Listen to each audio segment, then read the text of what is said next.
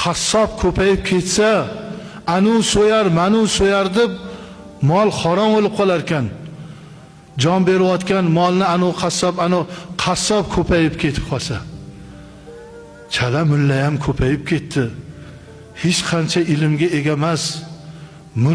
Munaqa deb o'zidan o'zi hukm chiqazib, din ilmi tinch okeani bor-u, o'shandan ham ko'p din ilmini yetuk o'qib, chuqur tushunmaguncha din diyonatdan fatvo berib bir narsalarni gapirib yorishlik mumkin emas.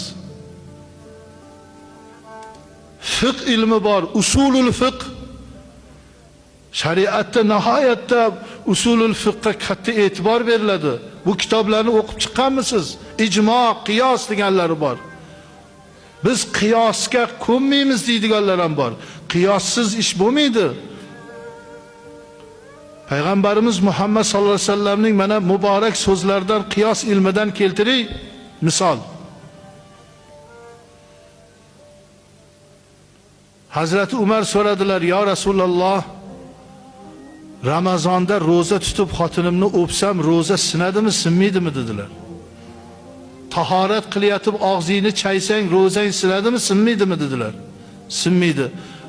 O'sha og'izni suvda chayqagandaqa misol dedilar. Bir ayol kelib: "Ya Rasululloh, jonim fido bo'lsin sizga sallallohu alayhi vasallam. Mani otam qarib qolgan, otamni o'rnida haj badal qilsam bo'ladimi?" dedilar. "Otangni qarzini to'lasang bo'ladimi?" dedilar.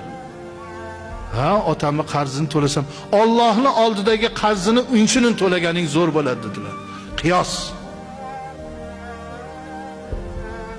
Payg'ambarimiz sallallohu alayhi vasallamning oldilariga bir eri xotin keldi. 6 ta bolamiz oqidi, mana bola qoraroq tug'ilib qoldi dedi. "Men shubha bo'lyapti" dedi hali odam. 5 ta bolam oqish, 6-inchisi bug'doydan qoraroq tug'ilib qoldi. Payg'ambarimiz sallallohu alayhi vasallam aytdilar: "Nechta tuyang bor?" dedilar. 7 ta tuyam bor dedilar. "Rangi qanaqa?" dedi. 6 tasi qizg'ish, bittasi kulrang dedilar. Kulrangi nima kulrang bo'lib qolgan deganda, tuyalarni qon almashadigan paytida issig'i ko'proq bo'lib ketib shunday bo'ladi. Odam zotda ham shunaqa bo'ladi dedilar.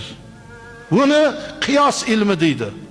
Alloh ham Qur'onda xamir dedi. Bitta bug'doydan bo'lgan aroqni gapirdi. Xamir harom bo'ldi deb. Shu xamir nimaga harom?